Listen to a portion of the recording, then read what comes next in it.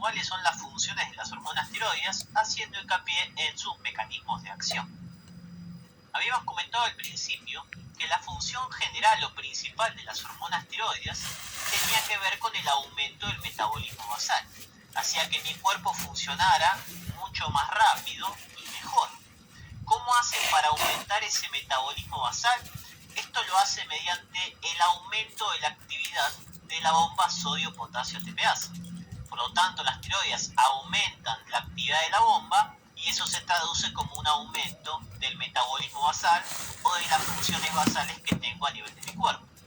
Esto lo podíamos asociar que mi cuerpo iba a funcionar mucho más rápido y mejor gracias a esta base producida por las tiroides.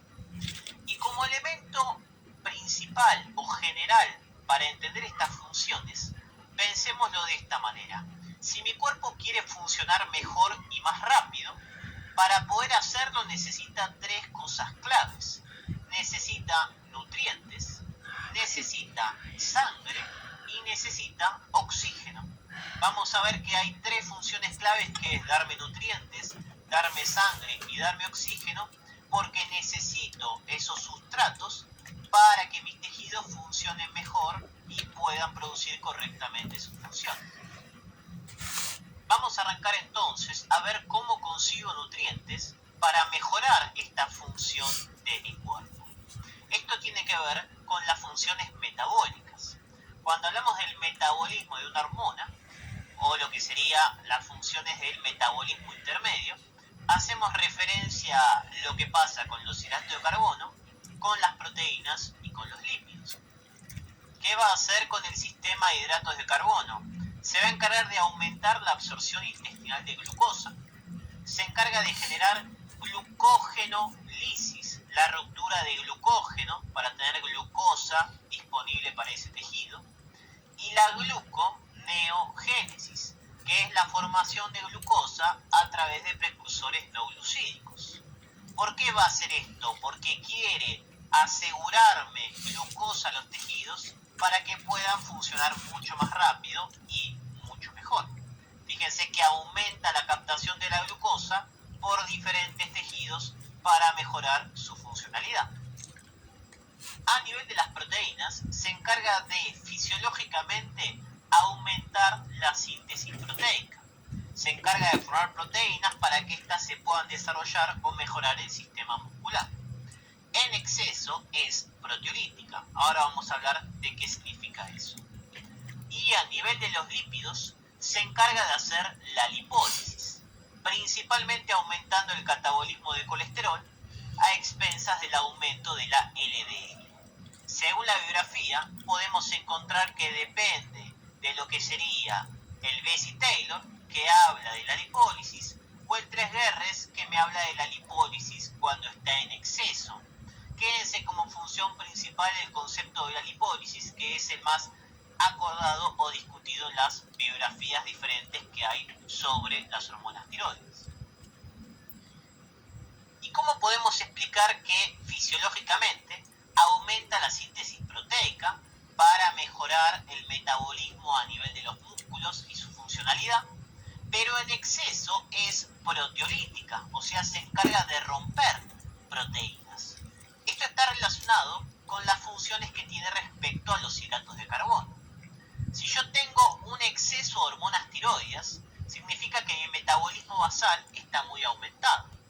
Por lo tanto, mis tejidos requieren muchos nutrientes y la principal fuente de energía de mis tejidos es la glucosa.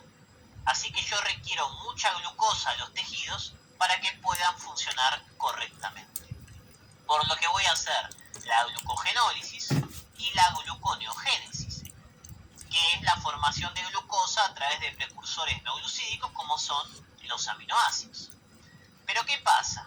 Si yo necesito o tengo requerimientos muy altos de glucosa por esos tejidos, la prioridad va a ser dar de glucosa a esos tejidos. Así que voy a aumentar la gluconeogénesis. ¿Y eso qué va a hacer? Que yo empiece a romper proteínas. ¿Para qué? Para conseguir aminoácidos y que esos aminoácidos sean el sustrato para el sistema de la gluconeo.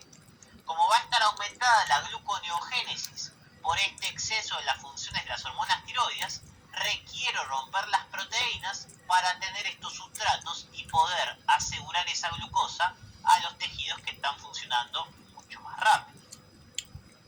Y ahí me puede decir, bueno, pero pará, si está haciendo fisiológicamente la gluconeo, ¿por qué no rompe proteínas? Porque fisiológicamente usa los aminoácidos que tiene disponibles para esa gluconeo. Pero extrafisiológicamente o en exceso necesito hacer tanta gluconeo que ya no me quedé con aminoácidos disponibles, sino que tengo que sacarlos de otro lado y los saco en este caso de las proteínas.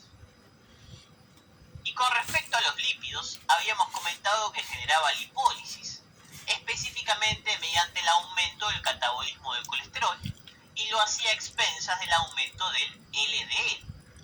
Y nosotros teníamos dos transportadores principales del sistema de los lípidos. El HDL, de alta densidad o high density, que es lo que se llama el colesterol bueno, y el LDL, low density o de baja densidad, que es lo que se llama el colesterol malo. ¿Por qué era bueno y por qué era malo? Bueno, porque se encarga de agarrar ese colesterol y llevarlo al hígado para que se utilice, y malo porque agarra ese colesterol y lo lleva a los tejidos para que se almacene. Pero en este caso, ¿por qué me es interesante que yo aumente el LDL? ¿Es malo que haga esta función? No, en este caso es bueno. ¿Por qué va a ser bueno? Porque yo estoy llevando más lípidos hacia los tejidos al aumentar el LDL. Pero ¿cómo van a estar esos tejidos gracias a las hormonas tiroides? Van a tener un aumento de su metabolismo basal. Van a funcionar más rápido y mejor. Por lo tanto, consumen más nutrientes. Lo que voy a hacer es aumentar los lípidos que le llevan a los tejidos, y como ese tejido está funcionando más rápido y mejor, ¿qué hace?